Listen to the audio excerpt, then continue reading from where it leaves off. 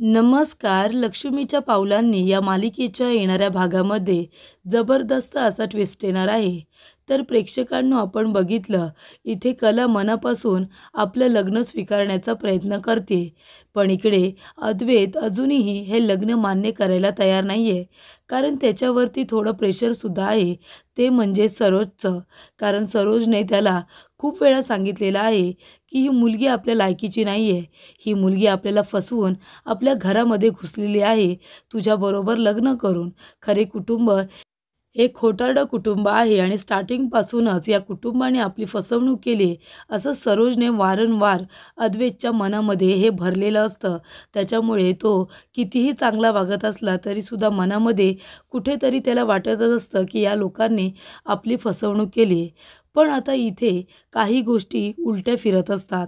अद्वैतला कलाची दुसरी बाजू दिसत असते. जे काही घडलं त्याच्यामध्ये कलाची काही चुकीच नाही आहे. तिला याबद्दल काही माहितीच नाही. उलट तिलासुद्धा मनाविरुद्धच माझ्याबरोबर लग्न करावं लागले, हे अद्वैतला आता कळत चाललेलं असतं. आणि त्यामुळे तो कलाबरोबर थोडंफार चांगला व्यवहार करत असतो, म्हणजे तिच्याबरोबर चांगला वागत असतो. तरी ते कला त्याला जाणीव करून देत असते, आपलं लग्न झाले, आपण नवरा बायको आहोत. पण तरीसुद्धा इथे अद्वैत मात्र एक पाऊल मागेच असतो. पण आता त्याला कलाची एक चांगली बाजू दिसत असते आणि त्यामुळे कलाबद्दल त्याच्या मनामध्ये सॉफ्ट कॉर्नर हा तयार झालेला असतो. आणि त्या दोघांची जवळीकता ही खूपच जास्त वाढत चालली असं सरोजला वाटत असतं. आणि म्हणूनच सरोज इथे खूप मोठा कांड करते. ती कलाला खूपच जास्त वाईट साईड बोलते आणि कलाला आठवण करून देते की तू विसरलीस का, तुझ्याकडून मी एक चिठ्ठी साईन करून घेतली होती, एक लेटर साईन करून घेतलं होतं की अद्वैतच्या आजूबाजूला फिरकायचं नाही, त्याला जास्त अटेन्शन द्यायचं नाही आणि त्याचं अटेन्शन मिळवायचं सुद्धा नाही. तो जरी तुझ्या समोर येण्याचा त्याने प्रयत्न केला, जवळीकता साधण्याचा प्रयत्न केला, तरीसुद्धा तू 2 पावलं मागे जायचं, तू अजिबात त्याला साथ द्यायची नाही, असं तिने खूप जास्त त्या चिठ्ठीमध्ये लिहिलेलं असतं आणि त्याच्यावरती कलाची सही घेतलेली असते. आणि तेव्हा कलाने ती सही केलेली असते फक्त सरोजच्या समाधानासाठी. पण त्यावेळेला कलाला फार वाईट वाटलेलं असतं. कारण तिला असं वाटत असतं की सरोज मॅडम मला कॅरेक्टरलेस समजतात का, की मी त्यांच्या मुलाच्या सतत मागे पुढे करेन, असं त्यांना का वाटतं. आणि रागाच्या भरामध्ये तिने त्या चिठ्ठीवरती सुद्धा साईन केलेली असते. पण इथे आता सरोज तिला त्या चिठ्ठीची जाणीव करून देते आणि त्यामुळे कला आणि अद्वैतमध्ये जे काही अंतर हे कमी झालेलं असतं, ते अंतर पुन्हा आता वाढत जातं. त्यामुळे इथे आता त्या गोष्टीचं अद्वैतला खूप जास्त वाईट वाटतं. आणि तो जेव्हा कलाला जाब विचारायला जातो, तेव्हा खूप मोठी गोष्ट त्याच्या समोर आलेली असते. आणि ती गोष्ट म्हणजे की सरोजने तिच्याकडून एक चिठ्ठी, एक लेटर साईन करून घेतलेला आहे की ती अद्वैतच्या कधीही समोर जाणार नाही, त्याच्याबरोबर जवळीकता साधण्याचा प्रयत्न करणार नाही, अशी जी चिठ्ठी सरोजने तयार केलेली असते, त्याच्यावरती कलाने साईन केलेली असते. हे सत्य अद्वैतला कळणार असतं. तर इथे सरोजने आता कलाला खडे बोल सुनावल्यानंतर ती 2 पावलं कशा पद्धतीने मागे येते आणि अद्वैत आणि कलामध्ये कशा पद्धतीने अंतर निर्माण होतं आणि त्यामुळे अद्वैतला कलावरच्या प्रेमाची जाणीव होते. त्याचबरोबर सरोजने जे लेटर साईन करून घेतलेलं असतं ते नेमकं कशा पद्धतीचं आहे, या सगळ्याच गोष्टी अद्वैतला आता कळत असतात. आणि त्यामुळे सत्य काय आहे ते अद्वैतच्या समोर येतं आणि कशा पद्धतीने येतं, आजच्या भागामध्ये सविस्तरपणे आपण बघूया. तर इथे अद्वैत कलाचं भांडण कमी झालेलं असतं. कलाला अद्वैतबद्दल आता मनामध्ये जी काही प्रेमाची भावना निर्माण झालेली असते, ती खूपच जास्त प्युअर असते आणि तिला मनापासून अद्वैतबरोबर संसार करायचा असतो. आणि त्यामुळे ती अद्वैतबरोबर आता चांगलं वागत असते. त्याला ती सातत्याने जाणीव करून देत असते की आपण नवरा बायको आहोत आणि आपले हे नातं आपण निभावलं पाहिजे, असं कलाला मनापासून वाटत असतं. पण अद्वैत 2 पावलं मागे येत असतो. तो तिची पूर्णपणे काळजी घेत असतो, तिला महत्त्व देत असतो, पण बायकोचं स्थान द्यायला काही तयार नसतो.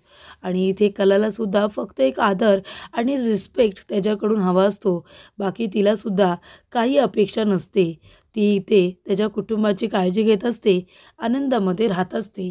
पण इथे सरोजला मात्र ही गोष्ट आता खटकत असते, कारण तिला इथे कला तिची सून म्हणून अजिबातच आवडत नाही आहे. खरे कुटुंब आणि तिची म्हणजे दुश्मन आहे. खरे कुटुंबातील एकही मेंबर तिला अजिबात आवडत नसतो आणि कला तर अजिबातच नाही. तिला वाटत असतं की कला माझ्या मुलाला माझ्यापासून दूर करते, त्याला फितवण्याचं काम करते असं तिला सातत्याने वाटत असतं. पण कला असं अजिबात काहीही करत नसते. ती सरोजला उलट खूप जास्त घाबरत असते. त्या उलट इथे रोहिणी सतत सरोजचे कान भरत असते, जेणेकरून इथे सरोज काहीतरी टोकाचा निर्णय घ्यावा. अद्वैत कलाला एकमेकांपासून वेगळं करण्यासाठी प्रयत्न करावे असं तिला सातत्याने वाटत असतं. सरोजने अद्वैत आणि कलाला एकमेकांबरोबर खूप वेळा बघितलेलं असतं. त्या दोघांची जवळीकता वाढत चालली हे तिला कळत असतं. जेव्हा ते दोघं जण दिव्यागरला जाताना कोकणात थांबलेले असतात आणि ती दोघांना एकाच खाटेवरती तिने झोपलेलं बघितलेलं असतं. त्याच्यामुळे तिच्या मनामध्ये आता सातत्याने तेच तेच येत असतं आणि कला अद्वैतची खूप काळजी घेत असते. अद्वैतसुद्धा तिचं सगळं ऐकत असतो. हे जेव्हा सरोज बघत असते तेव्हा तिला असं वाटत असतं की ही मुलगी माझ्या मुलाला माझ्यापासून दूर करण्यासाठी हे सगळे प्रयत्न करते आणि हे जर असंच चालू राहिलं ना, तर अद्वैत तिचा बायको म्हणून स्वीकार करेल आणि मग माझा अजिबात काही ऐकणार नाही आहे. मी काय करू? या मुलीला मी सांगितलं होतं माझ्या मुलाच्या आजूबाजूला फिरकू नकोस म्हणून, तरीसुद्धा काही ऐकायला तयार नाही आहे. आणि इथे त्या दोघांमध्ये हे वाढत चाललेलं जे काही प्रेम आहे ते तिला बघवत नसतं. त्यांच्यामध्ये अंतर निर्माण करण्यासाठी ती आता एक पुढची चाळ खेळते. तर कला आणि अद्वैत दोघेजण ऑफिसला सोबत जात असतात. ऑफिसवरून सोबत घरी येत असतात. पण एके दिवशी कलाला आता घरीच ही सरोज थांबून घेते, कारण तिला तिच्याबरोबर बोलायचं असतं. तेव्हा सरोज म्हणते की कला, खरे मी तुला एक गोष्ट सांगितली होती, ती तू विसरली आहेस का? लक्षात नाही आहे का तुझ्या? तेव्हा कला म्हणते, सरोज मॅडम कुठली? तुम्ही काही काम सांगितलं होतं का मला? तेव्हा सरोज म्हणते, त्याच्यापेक्षाही महत्त्वाचं काम सांगितलं होतं. ते कदाचित तू विसरत चाललीस आणि म्हणूनच त्याची आठवण मला तुला करून द्यायची आहे. ही चिठ्ठी तुझ्या लक्षात आहे ना? याच्यामध्ये मी काय लिहिलं होतं आणि ही तुझीच सही आहे. तू सहीसुद्धा केली होती त्याच्यावरती की तू अद्वैतच्या समोर कुठल्याही पद्धतीने बायको म्हणून जायचं नाही आणि तो बायको म्हणून तुझा स्वीकार करेल, पण तू नवरा म्हणून त्याचा स्वीकार करायचा नाही. त्याचबरोबर जवळीकता साधण्याचा प्रयत्न करायचा नाही, मुद्दामून त्याच्या मागे पुढे फिरायचं नाही, असं बरंच काही तिने लिहिलेलं असतं. म्हणजे एक पद्धतीने नवरा म्हणून स्वीकार करायचा नाही, त्याच्या मागे पुढे करायचं नाही आणि त्याच्यावरती प्रेमसुद्धा करायचं नाही, असं तिने बरंच त्याच्यामध्ये लिहिलेलं असतं आणि कलाची सही घेतलेली असते. तेव्हा कला म्हणते, पण मी असं काहीच करत नाही आहे. सरोज म्हणते, मला माहिती आहे ना तू काय करण्याचा प्रयत्न करतेस, पण ही चिठ्ठी लक्षात ठेव आणि तू तुझी लायकी विसरली आहेस का? माझ्या मुलाबरोबर प्रेम करायची, त्याच्याबरोबर बायको म्हणून मिरवायची तुझी लायकी नाही आहे कला, खरी. कारण तुम्ही संपूर्ण खरे कुटुंब खोटारडे कुटुंब आहात. त्याच्यामुळे माझ्या मुलापासून लांब राहा आणि ही चिठ्ठी आहे ना, लक्षात ठेव. कळलं का तुला? मला परत कळलं नाही पाहिजे. तुमचं लग्न कुठल्या परिस्थितीत झालं हे विसरून जमणार नाही आहे. माझा मुलगा अद्वैत कधीही तुला त्याच्या आयुष्यातून उचलून फेकून देईल हे तुलासुद्धा कळणार नाही, कारण तो माझा मुलगा आहे. ही गोष्ट लक्षात ठेव. तेव्हा कलाला या गोष्टीचं फार वाईट वाटतं.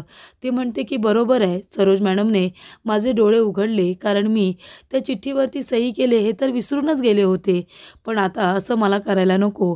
तेव्हा सरोज म्हणते की माझ्या मुलापासून लांब राहा, नाहीतर तुझ्या घरच्या लोकांना त्रास द्यायला मला वेळ लागणार नाही. मागच्या वेळेला गुंड लोक घरी पाठवले होते तोडफोड करायला, हे गोष्ट तुझ्या लक्षात आहे ना?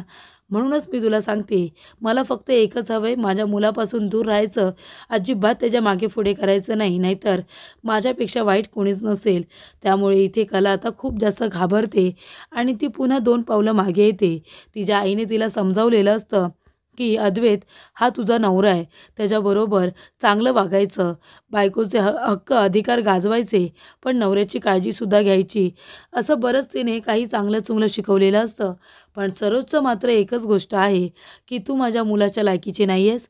त्याच्याबरोबर खोटं बोलून फसवणूक करून तू त्याच्या आयुष्यामध्ये आली आहेस. त्याच्यामुळे त्याच्या आयुष्यामध्ये तुला काही महत्त्व नाही आहे. अशी सातत्याने ती आता कलाला त्याची जाणीव करून देत असते. आणि कलासुद्धा विचार करते की ठीक आहे, जर सरोज मॅडमला हेच हवं असेल तर मी तेच आता करणार. मी अद्वैतबरोबर जास्त काही आता बोलचाल ठेवणार नाही, संबंध ठेवणार नाही, असं कला दुसऱ्या दिवसापासूनच ठरवते.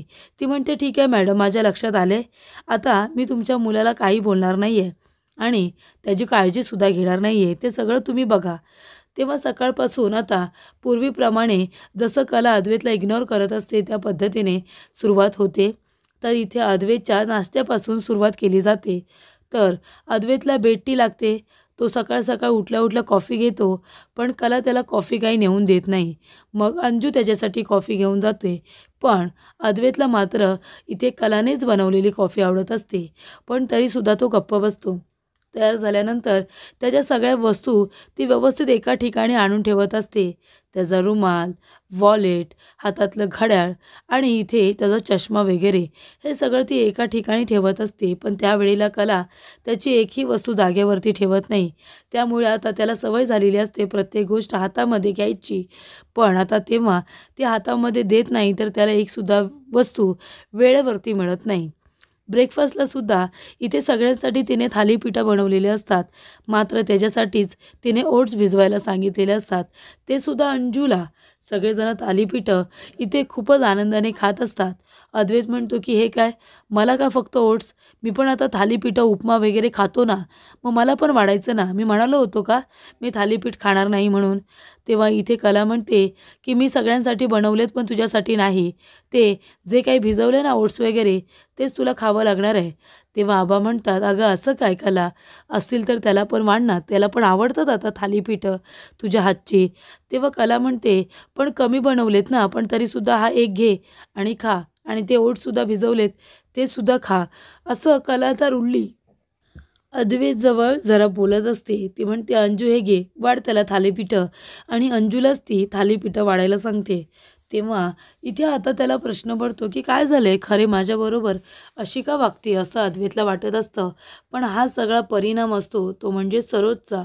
तेव्हा इथे आता जेव्हा अद्वैत मुद्दामून डबा विसरून जातो, त्याला असं वाटतं की कला माझा ऑफिसला डबा घेऊन येईल आणि मग मी तिच्याबरोबर बोलेन की काय झालं आहे, माझं काही चुकलं आहे का, तू माझ्याबरोबर अशी का वागतेस.